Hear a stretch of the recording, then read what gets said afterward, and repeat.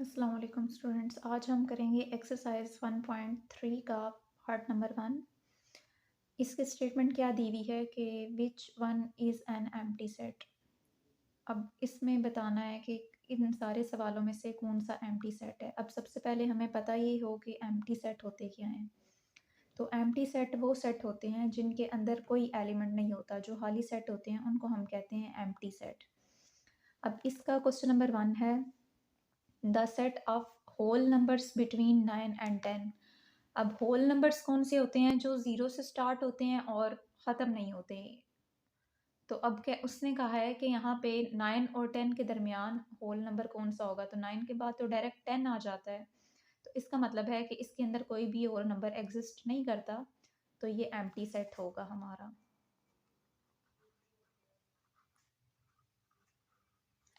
उसके बाद अगला इसका क्वेश्चन है the set of vowels other than E and I. अब सेट ऑफ वॉवल्स कौन से होते हैं? ए, ई, आई, ओ एंड यू। अब ई, आई, तो इनके दरमियान भी कोई भी वॉवल नहीं आता। तो ये भी हमारा एम्प्टी सेट होगा।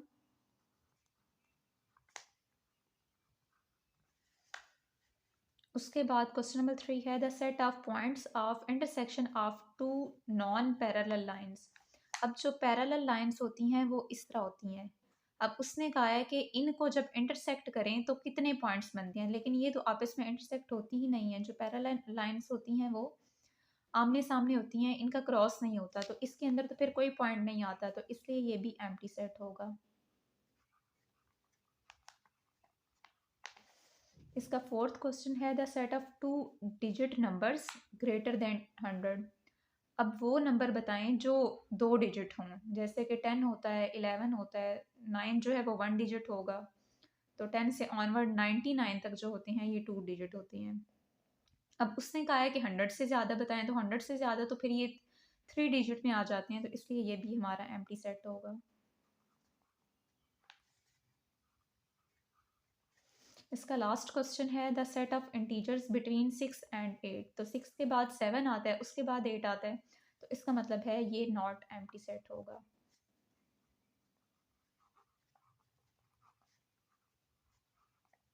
फर्स्ट पार्ट कंप्लीट हो गया। अब सेकंड की तरफ मूव करते हैं। तो सेकंड पार्ट की स्टेटमेंट क्या दी हुई है कि separate the infinite and infinite set for the following. अब सबसे पहले हमें ये पता होना चाहिए कि फाइनाइट सेट्स कौन से होते हैं और इनफाइनाइट सेट्स कौन से होते हैं।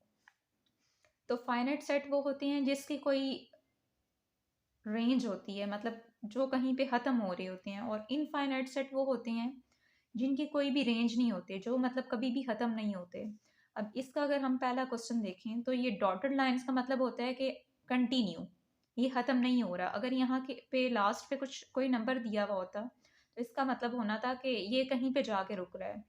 तो यहाँ पे डॉटेड लाइंस का मतलब है कि ये कहीं पे भी जाके नहीं ख़त्म हो रहा। तो इसका मतलब है कि ये फिर कहाँ किस में आएगा? इनफाइनाइट सेट में। उसके बाद इसका बी पार्ट जो है the set of prime numbers. अब प्राइम नंबर्स कौन से होते हैं? जो सिर्फ अपने ही टेबल में आते हैं, जैसे कि 2, 3, 5, 7, 11, 13, जो सिर्फ अपने ही टेबल में आते हैं। लेकिन इसमें यहाँ पे उसने कोई रेंज नहीं बताई। सेट ऑफ वॉवल्स की कोई लिमिट नहीं उसने बताई हुई, इसलिए ये इनफाइनाइट में होगा। अगर उसने कहा होता कि 101 तक लेके जाना है तो फिर ये इनफाइनाइट में आना था। सॉरी, ये फिर फाइनाइट में आना था। तो अब इसकी जब कोई रेंज नहीं बताई हुई तो इसलिए ये इनफाइनाइट होगा। उसके बाद इसमें भी लास्ट पे सी वाले में भी लास्ट में डॉटेड लाइंस दी हुई हैं। तो इसका मतलब है कि ये भी कहीं पे भी जाके ख़त्म नहीं हो रहा। तो इसका मतलब है कि ये भी आपका इनफाइनाइट सेट होगा। डी पार्ट जो है इसमें द सेट ऑफ यूनिवर्सिटीज़ इन लाहौर। अब बताना है कि लाहौर के अंदर कितनी यूनिवर्सिटीज़ हैं। तो ये बिल्कुल काउंट किया जा सकता है, ये मतलब इसकी एक हद है। तो इसको हम लिखेंगे कि ये फाइनाइट सेट है। उसके बाद ई पार्ट जो है the set of points on a line segment. एक लाइन है तो उसके अंदर उसके ऊपर कितने पॉइंट्स बन रहे हैं। तो ये भी फाइनाइट में आएगा, क्योंकि एक लाइन के ऊपर पॉइंट्स हम गिन सकते हैं। उसके बाद ये एक लिमिटेड एफ वाले में लिमिटेड रेंज बताई गई है। इसका मतलब है कि ये 1 से स्टार्ट हो रहा है और 11 पे ख़त्म हो रहा है। तो जिसकी हमें रेंज बताई हुई हो वो फाइनाइट होते हैं। इसकी भी रेंज बताई हुई है जी वाले पार्ट की भी, मतलब -3 से स्टार्ट होके 3 तक जा रहा है, तो ये भी फाइनाइट में आएगा। सेकेंड पार्ट कंप्लीट हो गया। अब मूव करते हैं थर्ड पार्ट की तरफ। थर्ड पार्ट की स्टेटमेंट है which find which of the following pairs of set are equivalent or not equivalent. अब इसमें आपने बताना है कि इक्वलेंट सेट कौन से होते हैं और नॉट इक्वलेंट सेट कौन से होते हैं। अब इक्वलेंट मतलब वो सेट जिनका ऑर्डर दूसरे सेट के बराबर होता है। जैसे एक सेट में अगर 3 नंबर हैं तो दूसरे में भी 3 ही हो, अगर एक में 5 आ रहे हैं तो दूसरे में भी 5 ही हो। और नॉट इक्वलेंट का मतलब होता है कि एक सेट जिसका ऑर्डर दूसरे सेट के बराबर ना हो। जैसे कि अगर एक ए सेट है तो उसमें 3 वर्ड्स आ रहे हैं, और अगर आप बी सेट लेते हो तो उसमें 5 आ जाएं, तो इनका ऑर्डर सेम नहीं होता। तो वो सेट जिनका ऑर्डर सेम नहीं होता उनको हम कहते हैं नॉट इक्वलेंट सेट। अब इसके फर्स्ट पार्ट की तरफ मूव करते हैं। इसमें अब देखें, इसमें अगर हम इसका ऑर्डर चेक करें तो इसमें भी 3 नंबर हैं और इसमें भी 3 ही आ रहे हैं। यहाँ से 1 2 3 और यहाँ पे भी 1 2 3, तो इनका ऑर्डर सेम है, तो ये फिर इक्वलेंट में आएंगे। उसके बाद अगला जो क्वेश्चन है, इसमें देखें लंदन, पेरिस, न्यूयॉर्क 3 आ गए। और अगर इसको देखें तो के, एल, एम और एन ये 4 हैं। इसका ऑर्डर 3 का है, इसका ऑर्डर 4 का है, तो ये नॉट होगा, नॉट इक्वलेंट। उसके बाद जो थर्ड पार्ट है, the set of 3 whole numbers, मतलब आपने क्या बताने हैं, the set of 3 wholes number. अब एक होल सेट है जो 0 से स्टार्ट हो रहा है, उसमें 3 नंबर्स हैं। और सेकंड में वो कहता है कि the set of 6 month of years. अब आपने बताना है कि एक साल के जो 6 महीने हैं। अब यहाँ पे 3 नंबर हैं, यहाँ पे 6 नंबर आ रहे हैं, तो ये भी नॉट इक्वलेंट होगा। उसके बाद इस पार्ट में लंदन, मुल्तान, फैसलाबाद ये 3 है, और इसमें 1 और ये 2, तो इन दोनों का ऑर्डर, इसका ऑर्डर और इसका ऑर्डर सेम नहीं है, तो ये भी नॉट इक्वलेंट होगा। उसके बाद इस वाले क्वेश्चन में 100, 200 और 300 है। इसमें 3 आ गए, इसमें 400, 500 और 600 है। इसमें भी 3 का ऑर्डर है, तो इसका भी 3 का ऑर्डर है, इसका भी 3 का ऑर्डर है, तो इसलिए ये फिर आपका इक्वलेंट में आएगा। थर्ड पार्ट भी कंप्लीट हो गया। अभी मूव करें फोर्थ पार्ट की तरफ। Which of the following pairs of set are equal set. अब इसमें बताना है कि आपने सेट अगर पेयर्स बताए हुए हैं ए और बी का, इसमें बताना है कि कौन सा सेट दूसरे सेट के इक्वल है। अब ए का देखें तो 7 2 3 4 5 5 नंबर आ रहे हैं। बी का पार्ट देखें तो 1 2 3 4 5, ये वाला जो है ये इसके बराबर है, इन दोनों का ऑर्डर सेम आ रहा है, तो इसका आंसर होगा कि ये इक्वल है, इक्वल सेट। उसके बाद इसका ऑर्डर 1 है। इसमें the set of even prime numbers, कहता है कि प्राइम नंबर्स हों लेकिन इवन हों। अब प्राइम नंबर्स क्या होते हैं, जो सिर्फ अपने टेबल में आ रहे हैं, 2 3 5 7, लेकिन उसमें से भी अब उसने कहा है कि इवन वाले। अब इवन क्या होता है, जो सिर्फ 2 के टेबल में आते हैं, जो मतलब 2 से डिविजिबल होते हैं। अब इसमें फिर 2 आ जाता है, उसके बाद 7। इसमें set of even prime numbers. अब प्राइम नंबर्स में अगर इवन की बात करें तो वो सिर्फ 2 एक ऐसा नंबर है जो प्राइम नंबर्स में इवन एग्जिस्ट करता है। तो यहाँ पे भी सिर्फ 2 एक ही नंबर है, और इसमें भी सिर्फ 2 ही आएगा, और इसमें कोई नंबर नहीं आता। तो इन दोनों का ऑर्डर सेम है, इसलिए ये इक्वल आएंगे, इक्वल सेट। उसके बाद इसका थर्ड पार्ट है 11 13 और 15। अब यहाँ अगर देखें तो ये नंबर काफ़ी ज़्यादा हैं, लेकिन 9 में 2 को प्लस किया 11, 11 में 2 को प्लस किया 13, 13 में 2 को प्लस किया तो 15, तो ये भी 3 11 13 और 15। यहाँ पे भी ऑर्डर 3 का है, यहाँ पे भी ऑर्डर 3 का है, तो इसलिए ये भी आपका इक्वल में आएगा। उसके बाद इसमें अब देखें A B C D E 5 number हैं, और जो सेट ऑफ वावल्स होते हैं वो भी 5 ही होते हैं, तो इन दोनों का ऑर्डर सेम होगा, इसलिए ये इक्वल सेट है। फोर्थ पार्ट भी कंप्लीट हो गया। आगे फिफ्थ पार्ट की तरफ मूव करते हैं। इसकी स्टेटमेंट क्या है कि if A contain 1 2 3, B contain 2 3 4, C में 3 4 5, डी में 1 2 3 4, तो अब इसमें बताना है कि कौन से स्टेटमेंट हमारे पास ये ट्रू हैं और कौन सी फॉल्स हैं। अब कहते हैं कि सी के में कंटेन हो रहा है ए, सी के अंदर कंटेन हो रहा है ए। अब मतलब सी के अंदर क्या क्या आ रहा है, 3 4 और 5। अब ए के अंदर क्या आ रहा है, 1 2 3। क्या इसके सारे पॉइंट्स इसके अंदर मौजूद हैं? यहाँ पे सिर्फ 3 है, ना 4 है ना 5 है, तो इसलिए ये हमारी जो स्टेटमेंट है ये फॉल्स होगी। उसके बाद ए कंटेन डी। अब आपने ए वाला देखना है, ए में क्या आ रहा है 1 2 3, डी में क्या आ रहा है 1 2 3 4। अब इसके सारे एलिमेंट्स क्या इसके अंदर मौजूद हैं? तो बिल्कुल मौजूद है, 1 भी है, 2 भी है, 3 भी है। तो इसके सारे एलिमेंट्स जो थे ये डी के अंदर थे, इसलिए ये जो स्टेटमेंट है ये ट्रू होगी। उसके बाद बी कंटेन डी, इसको सबसेट भी वैसे कहते हैं, हम इसको बी सबसेट डी कहेंगे। बी के अंदर कौन कौन सा पॉइंट आ रहा है 2 3 और 4, और डी के अंदर कौन कौन सा है 1 2 3 और 4। अब देखेंगे बी वाले जो हैं वो क्या डी के अंदर मौजूद हैं, 2 भी है, 3 भी है और 4 भी है, तो इसलिए ये आपकी स्टेटमेंट ट्रू होगी। उसके बाद C point, C subset of D, C के अंदर आ रहा है 3 4 5 और डी के अंदर आ रहा है 1 2 3 4। 3 भी आ रहा है, 4 भी आ रहा है, लेकिन 5 नहीं आ रहा, तो इसलिए इसके जो सारे एलिमेंट्स हैं वो इसके अंदर मौजूद नहीं है, इसलिए ये स्टेटमेंट फॉल्स होगी। लास्ट है इसका बी सबसेट ऑफ ए।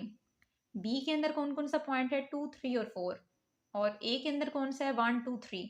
अब बी वाले क्या इसके अंदर सारे आ रहे हैं, 2 भी आ रहा है, 3 भी आ रहा है, लेकिन 4 नहीं आ रहा, इसलिए ये जो स्टेटमेंट है ये फॉल्स होगी।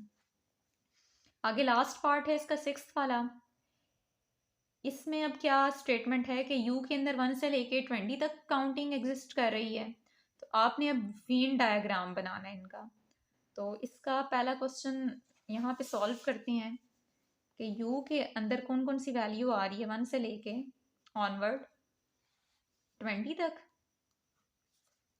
ए में आ रहा है इसका 1 2 4 6, और बी के अंदर आ रहा है हमारा 4 6 8 और 10।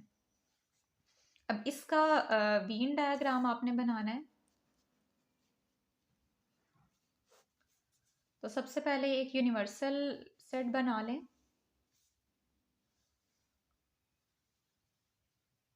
यूनिवर्सल सेट मतलब ये वाला यू, साइड पे यहाँ पे यू लिख लें।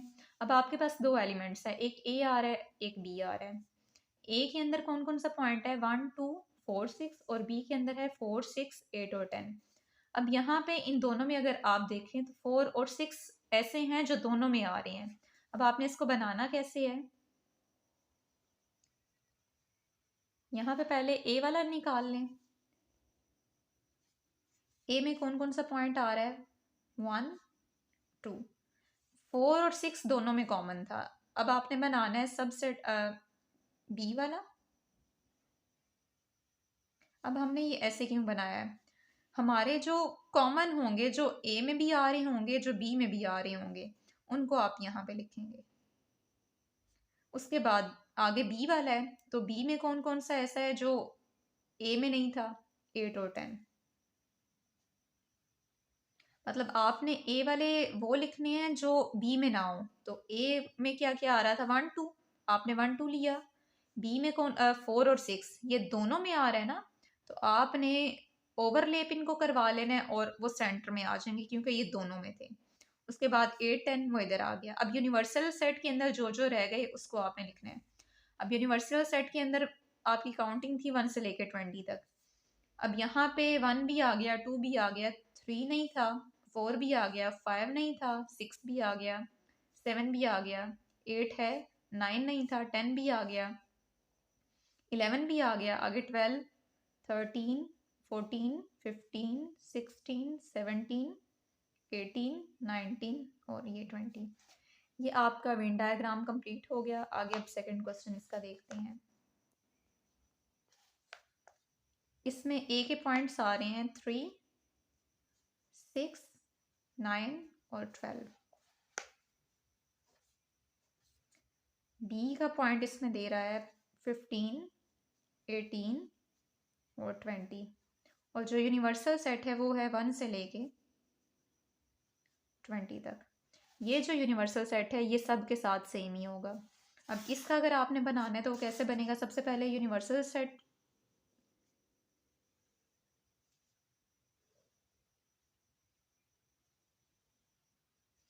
यू, अब इसके अंदर देखें क्या कोई कॉमन आ रहा है? यहाँ पे है 3, 6, 9 और 12, यहाँ पे आ रहा है 15, 18 और 20। अब इसमें तो कुछ भी ऐसा सेम नहीं है, तो अब इसमें ओवरलेप नहीं होगा। इसमें पहले ए वाला बना लें। ए के अंदर आएगा 3, 6, 9 और 12। और अब बी वाला सेपरेट बनेगा क्योंकि दोनों अलग थे, तो बी में आ जाएगा 15, 18 और 20। ओवरलैप इसलिए नहीं हुआ क्योंकि दोनों में कुछ भी सेम नहीं था। अब जो बाकी यूनिवर्सल सेट के अंदर जो जो रह गए वो आपने यहाँ बाहर लिख लेने हैं। अब 1 इनमें नहीं था, 2 भी नहीं था, 3 यहाँ पे था, 4 नहीं था, 5 भी नहीं था, 6 भी नहीं था, 6 सॉरी है, 6 यहाँ पे है, 7 नहीं था, 8 भी नहीं है, 9 यहाँ पे है, 10 नहीं था, 11 भी नहीं था, 12 यहाँ पे है, 13 नहीं था, 14 नहीं था, 15 यहाँ पे है, 16 नहीं था, 17 नहीं था, 18 यहाँ पे है, 19 नहीं था। तो हमने यूनिवर्सल में वो लिख लिए जो इन दोनों के अंदर मौजूद नहीं थे। इसी तरह आपका ये सेकंड भी कंप्लीट हो गया। अब मूव करते हैं थर्ड क्वेश्चन की तरफ। इसमें दे रहा है ए के जो नंबर आ रहे हैं वो 1 से लेकर 10 तक हैं और बी के आ रहे हैं 6 से लेकर 10 तक। तो ए में आ गया 1 से लेके 10 तक और बी में आ जाएगा 6, 7, 8, 9 और 10। और यूनिवर्सल सेट हमारा दोबारा से आ गया 1 2 अप टू 20। अब इसका यूनिवर्सल सेट बनाना है।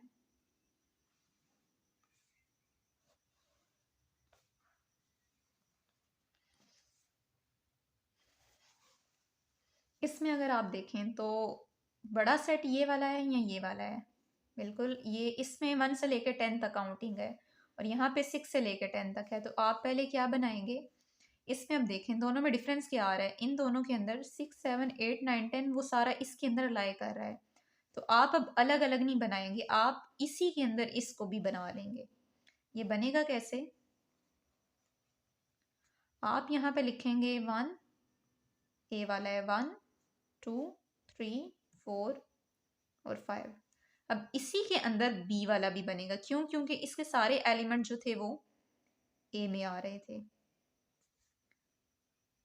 तो इसका आएगा 6, 7, 8, 9 और 10। इसको इसके अंदर क्यों बनाया? क्योंकि इसके जितने भी सारे एलिमेंट थे वो सारे ए के अंदर आ रहे थे, तो हमने इसको अंदर बना लिया। अब जो रिमेनिंग रह जाएंगे वो यूनिवर्सल में बाहर आ जाएंगे। तो 1 से 10 तक काउंटिंग तो इनके अंदर ही हो गई। आगे 11 से लेके 20 तक ये आपका बाहर आ जाएगा।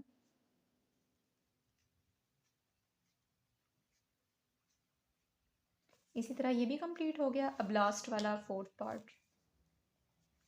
इसमें दे रहा है ए की वैल्यू 235 और बी की वैल्यू है 1 से लेके 10 तक।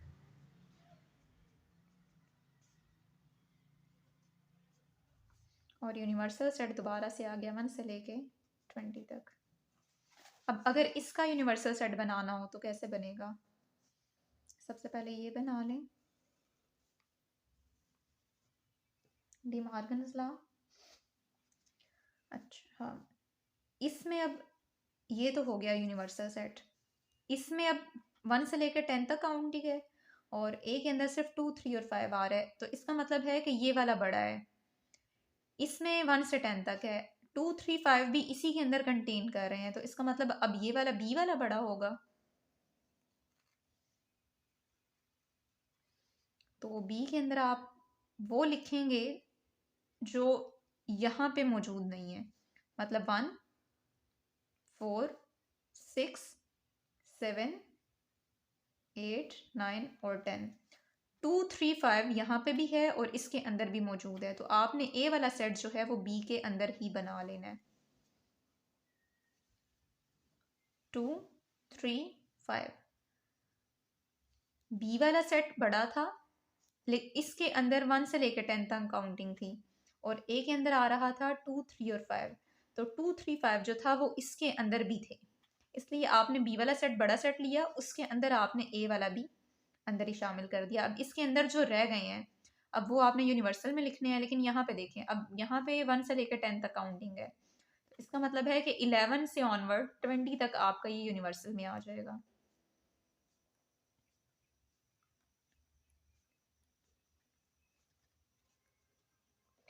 इसी तरह आपकी 1.3 कंप्लीट हो गई। उम्मीद है आपको इस एक्सरसाइज की समझ आई होगी। आगे मिलेंगे नेक्स्ट एक्सरसाइज के साथ। ओके, अल्लाह हाफिज़।